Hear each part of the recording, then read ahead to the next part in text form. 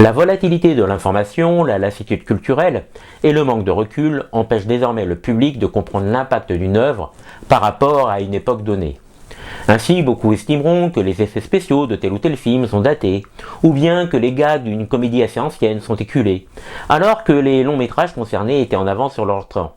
Bref, ils avaient inventé, le plus souvent, les structures sur lesquelles reposent les productions actuelles, et il ne faut pas négliger ce point au moment d'aborder certains genres.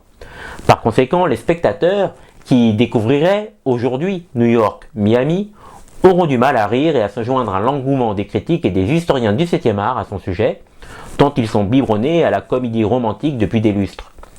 Pourtant, il est nécessaire de rappeler que le chef-d'œuvre de Frank Capra a posé les bases du genre, que tous se sont réappropriés par la suite.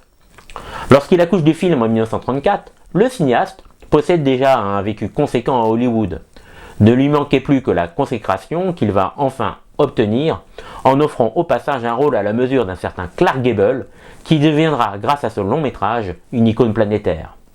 Le récit relate la relation conflictuelle entre un riche homme d'affaires, Alexander Andrews, et sa fille Ellie, bien décidée à s'émanciper, quitte à épouser le playboy King Wesley, un pilote émérite populaire.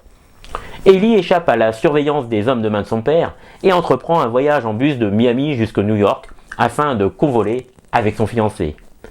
Elle rencontre le journaliste talentueux mais dilettant Peter Warne, incarné par Clark Gable, qui lui propose de l'aider en échange du scoop de l'année.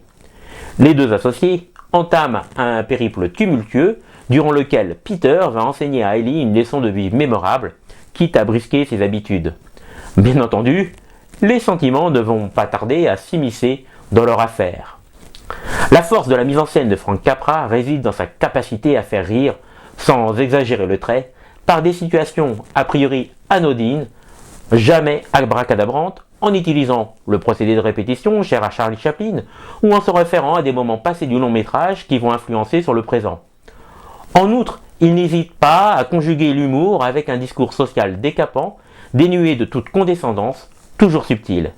Et c'est cette démarche révolutionnaire qui a propulsé l'auteur et son travail sur le toit de l'industrie.